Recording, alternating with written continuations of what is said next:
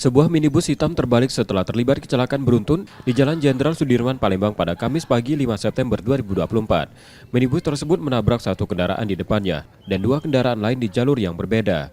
Menurut keterangan polisi, insiden ini bermula saat minibus yang dikemudikan seorang pria bersama dua penumpang keluar dari Jalan Kopral menuju Jalan Jenderal Sudirman. Diduga karena kesalahan dalam menginjak pedal, pengemudi melaju dengan kecepatan tinggi dan menabrak kendaraan lain serta pembatas jalan hingga keluar dari jalur.